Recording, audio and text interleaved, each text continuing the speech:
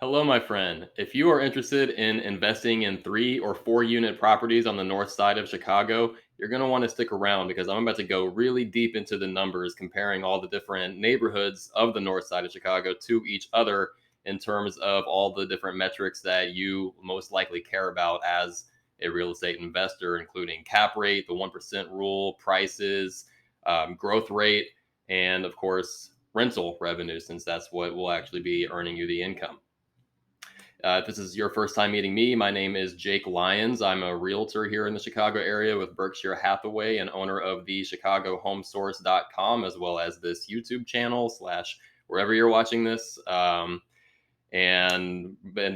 helping investors with small multifamily properties is arguably my favorite area of real estate. I was a full-time Series 7 licensed financial advisor before I got into real estate, and seeing the power of real estate investing is what really made me get into real estate in general. So without further ado, let's get into it.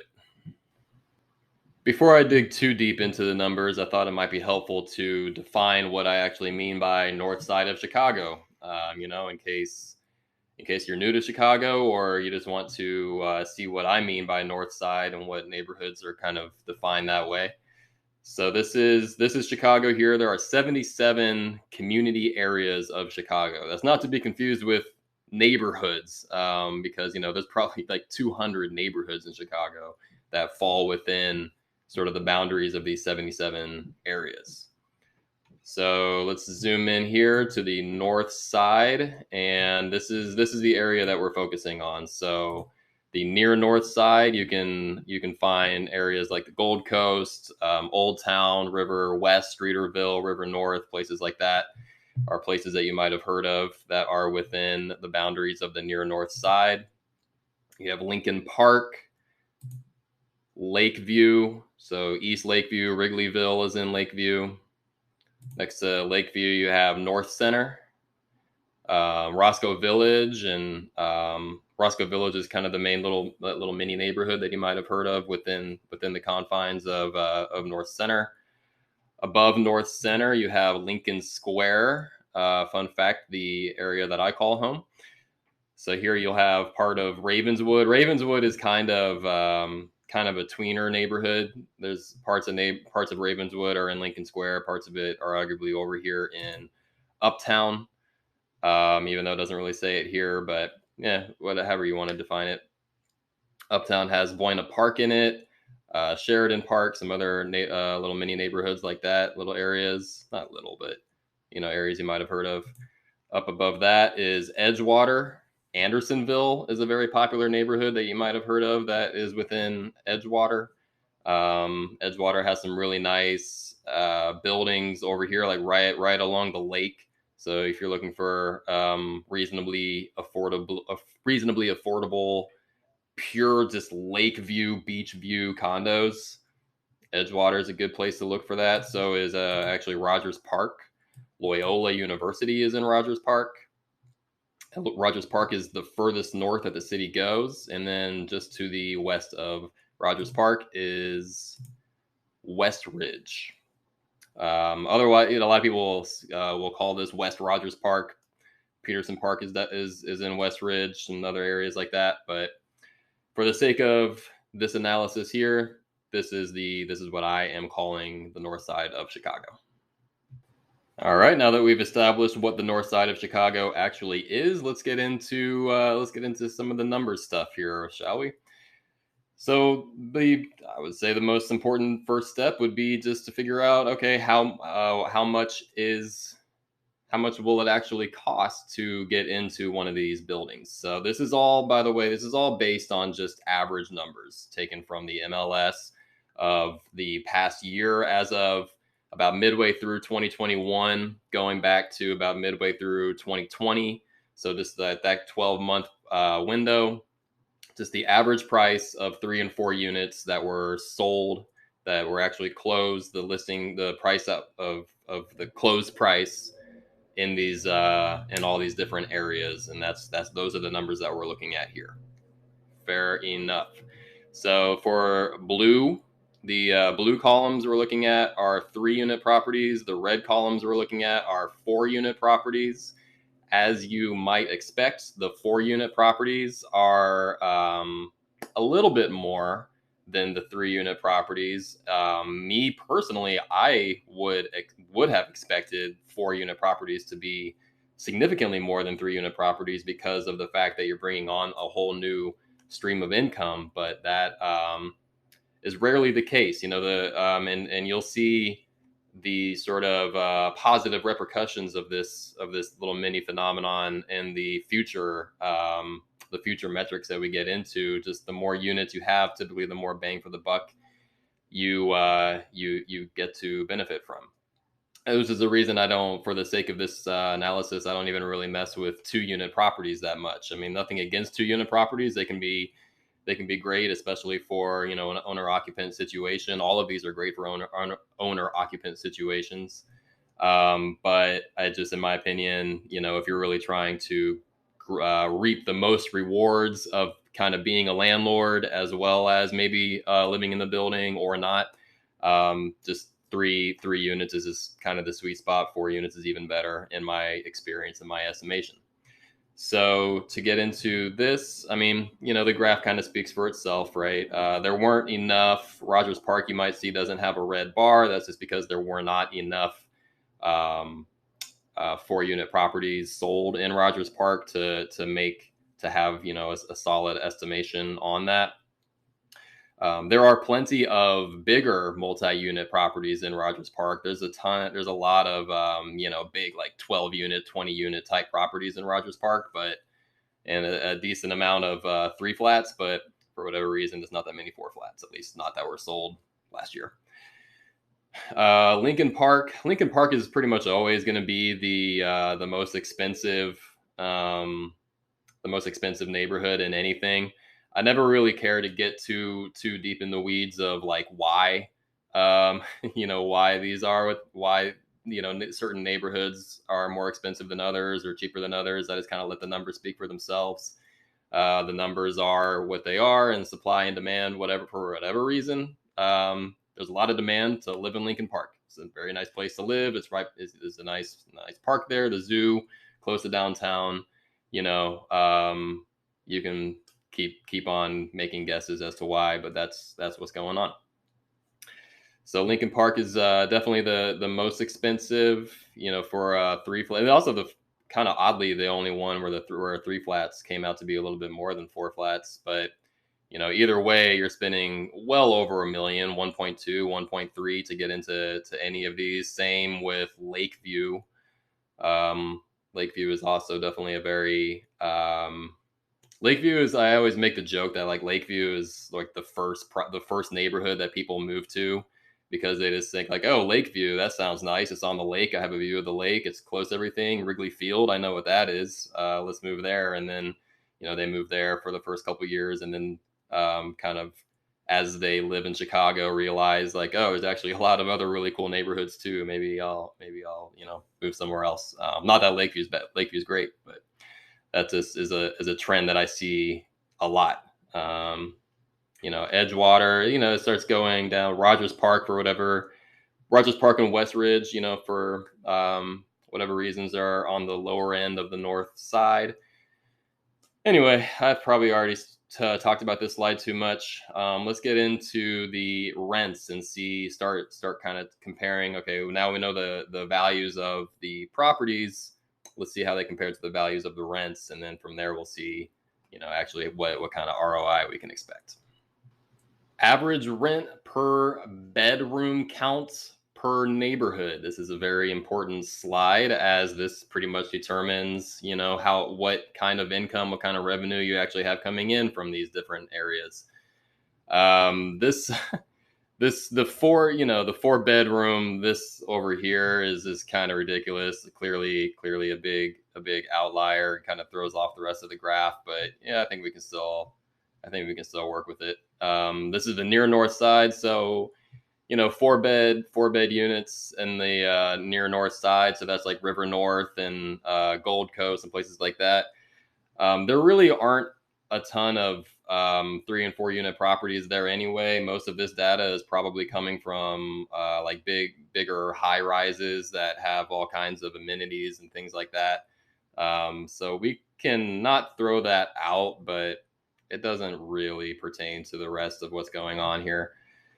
Other than that, though, I think the patterns that we see are kind of what you would expect. 4 beds more than three beds or more than two more than one, etc. I don't have data for studios, at least not for this analysis. I can pull that up if you really want me to. Hit me up after.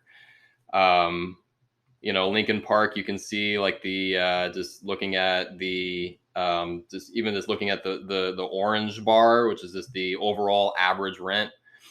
Lincoln Park is more, almost, what's that, maybe 2450 or so, which you would expect that to be more since the buildings cost more there. Likewise, Rogers Park and Westridge follow that similar pattern since the buildings cost a little bit less there, so the overall rent you're gonna get there is a little bit less. Just an important note going forward, the numbers that are used in the rest of my various metrics of analysis here are all going to be based on the average rents overall. So basically the numbers represented in this orange bar. The reason for that is it'll make a little bit more sense here in the next couple slides, but if I started getting into like, well, if you had a 3-unit building that had the distribution of a four bed, a 2-bed, and a 1-bed versus a 2-bed, a 3-bed, and then one, we start getting into crazy town, right? So everything in this whole analysis is based on just averages, average price, average price sold, average rents, rented out, things like that. So that's at least it's consistent across the board, and that's just how I'm doing it. So none of this is meant to necessarily replace doing your due diligence. Not every property that you come across in any of these areas is necessarily going to follow all these same patterns. The whole point of this exercise is just to kind of give you a nice 10,000 foot overview of what's going on the north side and within these neighborhoods, just so you can kind of have a metric to compare individual properties to and see maybe how they're stacking up to the to the average expected numbers in those areas. So that's this is what we're looking at for the rents. You can pause this if you want to take a look and analyze this further. Otherwise, I am moving on. Next, I'm going to talk about the 1% rule. If you have ever been to biggerpockets.com or listened to a Bigger Pockets podcast, Bigger Pockets being a website, podcast, forum, community for real estate investors. It's free. It's great. Nothing bad I can say about it. If you haven't ever heard of Bigger Pockets and you are interested in real estate investing, which if you are still watching this video, you no doubt are, I recommend after you watch this video and all my other videos that you head over to biggerpockets.com because it's great. They are the ones who, along with some other terms, BRRRR and whatnot, they popularized the this 1% rule. And basically all this metric is measuring is the amount of rent, the amount of monthly rent that a building is generating divided by the cost of that building. Monthly rent divided by the cost of the building. And the idea being, if it's like, it was called the 1% rule because a few years back, the idea was if the amount of rent is bringing in is at least 1% of the cost of the building, then that's an indication that is probably a pretty good investment. They have even kind of walked that back a little bit. There's, that's just not necessarily true. In a lot of neighborhoods, as you can see here, it's actually really hard to find a true 1%. And if it's above 1%, that doesn't necessarily mean that it's a good investment. And there could be some other problems coming with it, some other deferred maintenance issues. Whatever the case may be. There's way more variables to it than just this, but it's still a good metric just to be able to compare things and see kind of where you're at. Anyway, so now that we understand what that is, here is how the different neighborhoods compare in terms of the 1% rule, 1% guideline, we'll call it. You can see, again, going back to the idea that the fourth unit. Remember when I was saying before how the cost of adding another unit isn't necessarily, it's not equal to the amount that the extra unit worth of revenue is bringing in. You can kind of see that start to show up here, with very few exceptions. North Center, for some reason, being the one exception, is how it played out. You can see that 4-unit buildings just get more bang for the buck. A 4-unit building here in Lincoln Park, for example, is getting the rent coming in. And again, we're basing this off of just the average overall rent. So each building is going to be very different compared, based on what the distribution of bedroom count is and all that kind of stuff. But just average overall rent divided by average sale price of a 4-unit is 0.75%, whatever it is, 0.77%, versus a 3-unit, which is just over 0.5%. And that's a trend that you can see in a lot of these places. And another trend that you'll see is like the areas that are on the less expensive side to buy in will often have a higher ROI, a higher 1% rule, a higher cap rates, etc. Again, it's just kind of what the numbers show. The numbers are what they are. Demand is such that for whatever's going on in those areas where people aren't buying places, they are renting them. The rental market is outpacing the demand for purchasing, and this is what you get. You get just kind of more from the perspective of a of a landlord, of a revenue generating asset. You're just getting more bang for the buck in these certain areas that have lower price points. And again, that might be coming with other problems. There's more to it than that, but that's kind of what we're looking at here. So this is I kind of ran out of things to say when it comes to this, but this is what we're looking at in terms of how the monthly rent compares to the average property values. Again, feel free to pause if you want to take a further look, but this is what we're looking at. And now we are about to move on to something you might know a little bit more about: cap rate.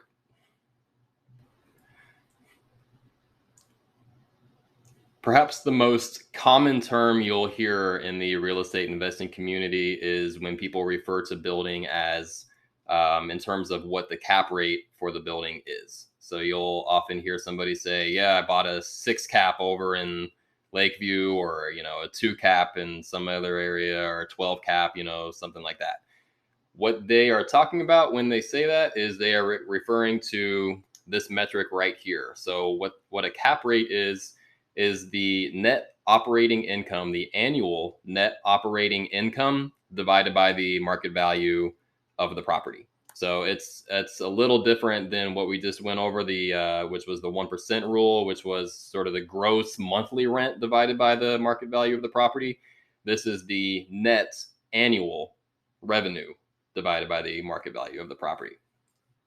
So for this, I had to take some sort of guesses and estimates on what the expenses might be. Of course, net operating income is the gross income minus your expenses. So I had to take some kind of this average estimates of what some expenses were. So, like for example, 8% vacancy rate, 8% management fee, combined 10% being saved for maintenance and repairs.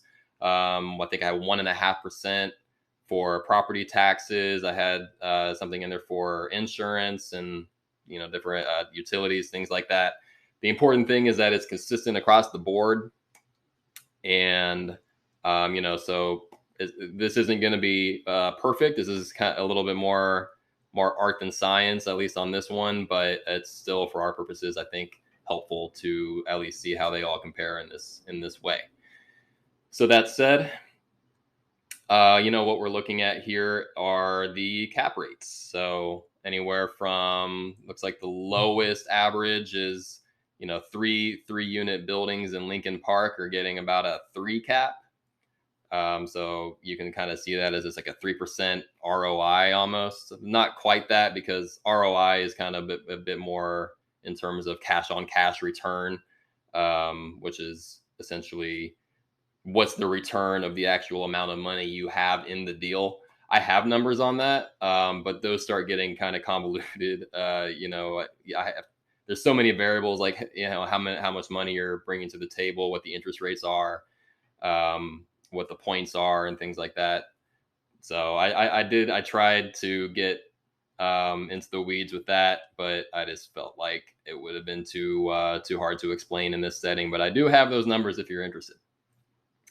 So yeah, it looks like the lowest is about a 3 cap for 3-unit buildings in Lincoln Park. The highest is West Ridge, which is getting about a little over a 6 cap for 4-unit buildings. And then, everything else kind of just falls somewhere in between there. That is cap rate per neighborhood. Any questions, just let me know. Everything we've been talking about so far is mostly pertaining to your monthly or annual income, which, not to say that those things are not important. They definitely are. You definitely want to be making money every month. You certainly don't want to lose money every month or every year. So those are, the correct things to make sure that you have right first. But it's not necessarily the only or even the most important aspect to pay attention to with real estate investing. Those are the things that can make you income, earn you income, but the things that make you wealth, that earn you wealth, is the appreciation of your property over time and the equity that you are building over time in the property, and that the rents are helping you do almost, on autopilot, while you're hopefully making some money on top of that. And then, you turn around in 5, 10, 15 years and you see that, your property is worth this much more than it was. And now you have all these other options, and you can cash out, refi, sell at a huge profit, whatever you want to do. So this is the slide that deals with the growth rates, the appreciation rates in these different neighborhoods. The blue bars that we're looking at is the average annual appreciation rate for 2 to 4 unit properties over the past 5 years. The red bars that we're looking at is just within the past year, from about midway, from, again, mid 2021 back through mid 2020, the difference in price during that time in the form of a percent. You can see, if you've picked up a paper, who's doing that anymore, if you've been scrolling through and seeing headlines or talking to people who are in the market or have been in the market yourself, that the real estate market has been a wee bit crazy over the past, 12 to 18 months for all kinds of various reasons: interest rates, pandemics, low inventory, all kinds of things. So, and that's, what we see happening here in a lot of these neighborhoods. Most of them, I don't know what happened to Lincoln Square and Rogers Park. They kind of, I don't know. But anyway, and this Lincoln Square one is funny because I know that for condos and houses, the appreciation rate over the past year has gone way up. So just people are coming to, these areas looking to, in droves, just not necessarily looking for the 2 to 4 unit properties for whatever reason. But, for the most part, you do see the appreciation rate over the past year well outpacing the expected appreciation rate, over the past 5 years. So I would, like this Lincoln Park is just kind of ridiculous, like 17%, when this normally getting 2.5%, right? So I would expect that to regress to the mean a little bit, but who knows when or if that might actually happen. Maybe they're just going to grow 15% a year from now on. I don't know. I have no crystal ball. But That's what we're looking at. And, for the most part in the north side, there's a very consistent appreciation rate. It's very stable, it's consistent, it's relatively low compared to some of the other areas of the city that just have more renovations and more like new construction, like less expensive to get in and kind of fix up the properties in the areas and things like that. So, but you typically kind of see like a 1 to 3% appreciation rate. Over here in West Ridge, you see it, creeps up to about 5%, which is the highest, at least for the 2 to 4 unit properties. Basically, just keeping up with the pace of inflation is kind of what the properties or the area, the whole north side is kind of doing.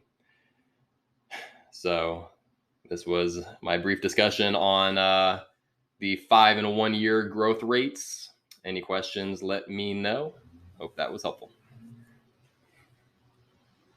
Speaking of hope that was helpful, I hope this whole thing was helpful.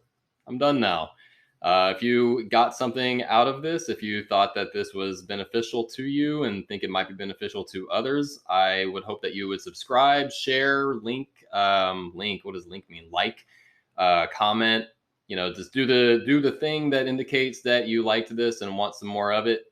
And I have a lot more resources than just this on the 2 to 4 unit property space in Chicago. I have videos similar to this that go over analyzing each area of Chicago to each other. So like the north, northwest, south, far south, and west and southwest sides.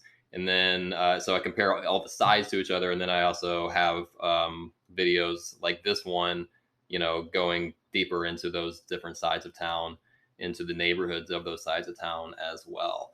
And then the sort of crown jewel of the resources that I have available is a daily newsletter that is we actually analyze by hand each 3 and 4 unit property that comes out in Chicago every day. It's a pretty massive undertaking, but it's pretty invaluable to really have your finger on the pulse of what's going on. We analyze each property in terms of potential rents, cap rate, the price that it's getting, cash on cash return, all kinds of different things. So that is a very good resource as well if you're really serious about it. And other than that, again, my name is Jake Lyons, and I look forward to seeing you again. Thanks.